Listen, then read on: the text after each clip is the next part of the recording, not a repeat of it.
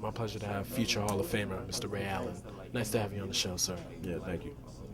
Talk about how your ankle is holding up and how important will it be for you to be healthy when you get into the playoffs?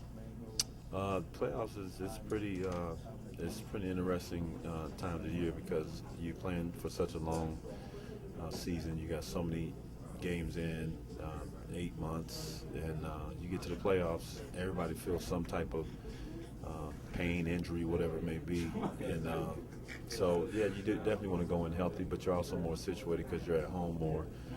Not up and down on the airplane, and you're playing one opponent. So, you do almost, especially with this schedule, you look forward to the playoffs because it calms you down a little bit more. So, I've been dealing with my ankle being a little, off, keeping me out. So, hopefully, here coming winding the season down, I'll be able to get out there and feel good about it, and my body will be strong. Talk about this season, how the season has developed. It's been up and down. It's now on the upswing, and talk about how the veteran leadership has once again been able to push this team over the hump. If you look around the league, I believe that the younger players are definitely fatigued. I think all the players are fatigued, but the younger players who haven't really been through this pretty much before, they're feeling a sense of tired bodies, tired legs, mental fatigue. But young veteran players are like, this is April basketball. I have a question for you about the skill set that you've developed in the NBA over the years, like especially not just being a great three-point shooter, but having a great mid-range game. Talk about how the fundamentals have really prolonged your career to be fully effective. I think it's adaptation, over time, the evolution of, a great athlete. When we're young, we're all physically gifted. You have great legs, you have great strength, you use that to your ability. You're able to cover up for mistakes, with your quickness, and your awareness isn't as great as it is when you get older, and your efficiency is greater when you get older. So, if you look at the highlights in any sport, you always see the home run, or you see the three-pointer, you see the dunk, and nobody ever shows, the small stuff that makes you, great in between. And about shooting a three is one thing, but if they show me shoot 3 threes in a game, I may shoot 5 altogether. I may take 8 or 9 twos, and the three-pointer just sets you up for your mid-range game. And so when you work on that, you just you shoot threes, and then you always say, well, what's my contingency? Because when they take me out this three ball, I got to be able to put the ball on the floor and get to a space or a spot and shoot my second shot. Because 9 times out of 10 you can't get to the rim because the big guys will collapse on you. So you got to be able to separate from your defender, but then not get to the other defender. So get that mid-range shot in between, and that's the evolution of a player. Like, your athleticism will get you there, but you got to be able to think the game and be efficient with it so you can score in other ways. I gotta say, the press conference with you and Kevin Garnett when you came in together to join the Boston Celtics, I have to say it's one of the most intense press conferences I've ever seen. Like, the way in your eyes, it was like there was an immediate mission to fill, to be able to win that championship. What was on your mind during that press conference? Because it was intense. You guys were like dead serious, like an assassin. Yeah, I mean, there was that sense of we're hired guns brought into town, and we got to take our subjects out.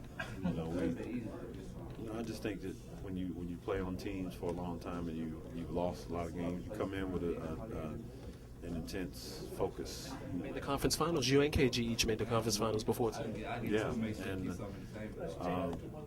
this is like, we're not here to put on a show.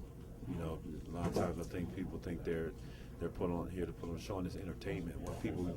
Where they're entertained is that we do our jobs. Like, if somebody says I'm a great three-point shooter, or I have a great mid-range game, or just routine, they see that every day. When they come to a game, that's what they want to see. They don't need. Yeah, they might like the fact that if I pump my fist after I make a shot, whatever it may be, but they want to see what they know I do every day. They want to. To me, that's just us coming to do our job every day. And then at the end of the day, it results in the win. People ultimately satisfied. So that's why it's not about a show. It's about us coming to do our job, and the end result is us winning. And people are satisfied because they got what they came for. I want to ask you one more question. There was a night when Kobe scored 81 points that night, but people forget about the game. It was a double overtime game at Phoenix where you hit that game-winning three. That to me was the best game of the year, and it was like buried under that. Like, talk about how intense that was. When you were with Seattle. That was extremely intense, and it's interesting that you mentioned. I'll always remember Kobe's game because that was. I think I had 42 or 45 that night, and I remember getting on the bus, and we were excited about our win, and everybody was talking about Kobe having 81. They beat Toronto. I was like, everybody's mad because whatever defense they were playing, they just let them get 81 points. But the game we played was so intense, and. I think to this day, you could ask Steve Nash about that game. He'll remember it because even how we won it, I had to hit a shot. It was almost halfway, at half court, and if I ever play a game like that against somebody who scores 40 and they hit a shot like that. As a player, as a coach, or as a fan, I walk up to that guy, shake his hand, walk off and say, you guys beat us tonight. Because it took double overtime and it took that shot for us to win it. So, we're ecstatic. But they're like, hey, that was the time we just utterly got beat and there was nothing we could do about it.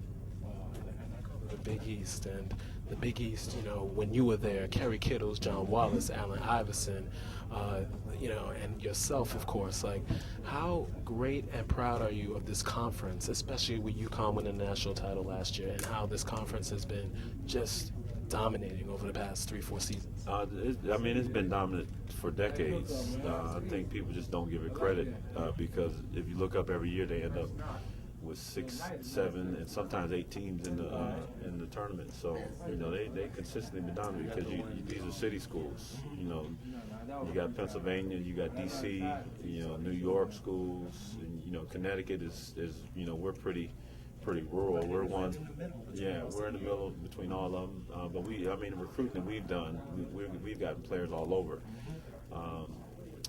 So it's changed a little bit when Boston College went to the ACC and now with the realignment of different schools. But Big East consistently will always have great players because you recruit the inner cities kids from some of our bigger cities on the Eastern Seaboard. So that makes the Big East always tough basketball. Ray, thank you for your time. I know you got to get ready for the game. Are you playing tonight? No. No. Thank you so much for your time. Honored to speak with you. Thank you. Pleasure to have one of the breakthrough players for the Celtics this year, Mr. Avery Bradley from the University of Texas. How are you, sir? I'm doing good. How are you? Everything's well. And talk about how this has been a great season now. Doc Rivers has really given you, has had the confidence to start you and to give you major minutes. How gratifying that the hard work has paid off for you to have the opportunity. It's paid off a lot. This year I wasn't playing a lot at the beginning of the year. I kept working. A lot of young players might stop working, might be mad because they're not playing. But one thing I use it as a motivation. I want to keep working for my teammates and keep improving, keep getting better. Talk about your experience as your second year in the league and everything, and you're about to pretty much get major opportunity for the playoffs. So talk about how that makes you excited or nervous. You know what? It doesn't really make me nervous. Basketball is what I do. It's what I love. So I'm not nervous. I'm more excited more than anything. It'll be my first playoff experience. I didn't play at all last year. I didn't play winter, so this will be my first playoff. So I'm just excited. My teammates said playoffs is the best feeling. It's kind of like the NCAA tournament. So I'm excited. I can't wait to play. At least the pressure there was like one and done. It ain't like that. Yeah, it's not like that. So, like I said, whoever we play, I'm going to be excited and, we're going to be ready to play. Talk about how defense is so important for you to get those minutes, and talk about how the young players need to embrace being better defenders early in their career.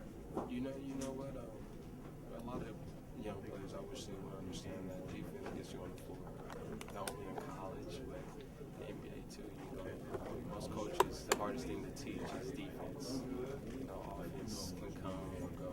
You know, defense, that's what the approach I took. You know, I'm a very good defender. I knew that would get me on the floor. You know, I knew that's what my team needed me to do. So, you know, I really, every chance I got, when I got on the floor, I would give my all on the defense. Before we go, you got to do the hook 'em, you know, for the long haul.